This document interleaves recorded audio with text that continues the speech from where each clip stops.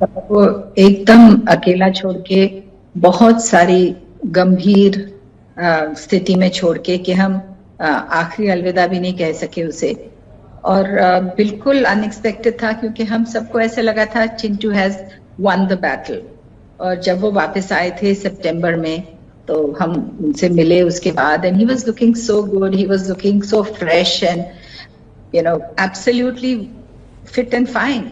सो उसके बाद फिर से ये कैंसर वापस आ गया, और किस तरीके से इतने फास्ट तरीके से उनको इतना बीमार कर दिया, और बहुत जल्दी उनको ले गए अपने साथ।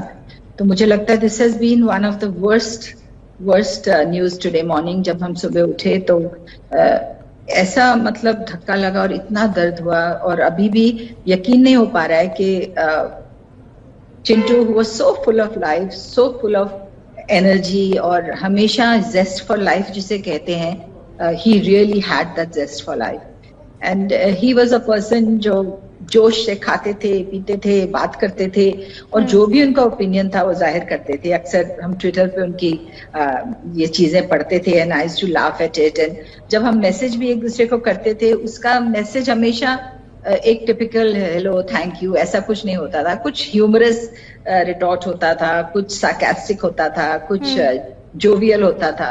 He had this amazing sense of humor, amazing, I would say, personality। जिंदा दिल शख्सियत। वो एक स्टार नहीं थे पूनम जी, आप तो उनके साथ आपने तो वो पल बिताए हैं। मेरा तो उनसे सिर्फ पर्दे का कनेक्शन है, और वो पर्दे के कनेक्शन में भी मुझे ऐसा लगता था क्या जबरदस्त इंसान है। मतलब हंसते रहना, गुनगुनाते रहना, लोगों को प्रोत्साहित करते रहना। मैं आपके पास आऊंगी, और बाकी तमाम लोग भी हमारे साथ जुड़ चुके हैं। तरन आदर्श इस वक्त आपको दिख रहे हैं, फिल्म समीक्षक है। अनुराग पांडे आरजे हैं फीवर एफएम के, वो भी हमारे साथ जुड़ चुके हैं। एंड शक्ति कपूर साहब, बहुत कम लोग जानते हैं कि शक्ति कपूर एक दिन बड़े हैं ऋषि कपूर से। मतलब तब से ये लोग दोस्त हैं, जब से फिल्मी जगत में शुरुआत हुई थी। और शक्ति कपूर जाते जाते, शक्ति कपूर जी बहुत बहुत स्वागत है आपका। मैं कहीं पढ़ रही थी, आप बहुत दुखी थे, आप बेतहाशा मैसेजेस कर रहे थे ऋषि कपूर को, कॉल्स कर रहे थे, और वो रिसीव नहीं कर रहे थे इन दिनों।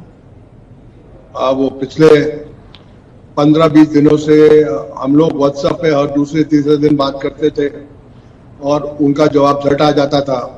ये सिलसिला शुरू हुआ मेरा जब वो न्यूयॉर्क में थे 1 साल के लिए, जब वो इस जंग से लड़ रहे थे।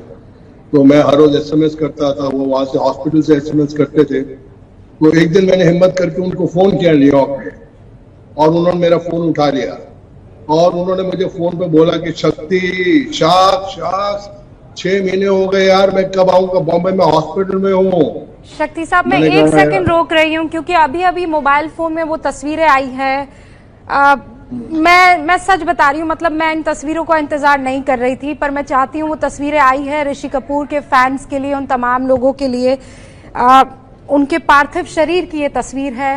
अब तक ये तस्वीरें आपने देखी नहीं होगी। ये ऋषि कपूर के पार्थिव शरीर की तस्वीर है, जब वो पंचतत्वों में विलीन होने के लिए जा रहे थे, उससे कुछ देर पहले की ये तस्वीर मैं आपके साथ शेयर करना चाहती हूँ।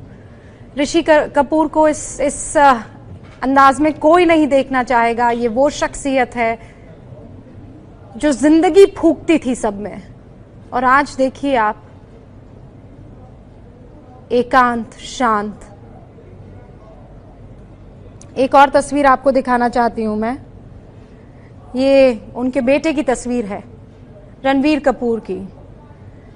इन्होंने ही मुखाग्नि दी, बहुत कम लोग वहां पर मौजूद थे। रणवीर कपूर इस वक्त आपको दिखाई दे रहे हैं। ये ऋषि कपूर का पार्थिव शरीर, और ये आलिया भट्ट आपको दिखाई दे रही हैं, गमगीन है, इमोशनल हैं, अपने अंकल को आखिरी विदाई, अलविदा। और ये तस्वीरें अब स्क्रीन पर आपके सामने हैं। ये तस्वीरें स्क्रीन पर आपके सामने हैं। रणवीर कपूर के लिए कहा जाता है कि बेटे और पिता का जो रिश्ता था वो जैसा जनरल रिश्ता होता है कि पिता और बेटे में एक पर्दा होता है,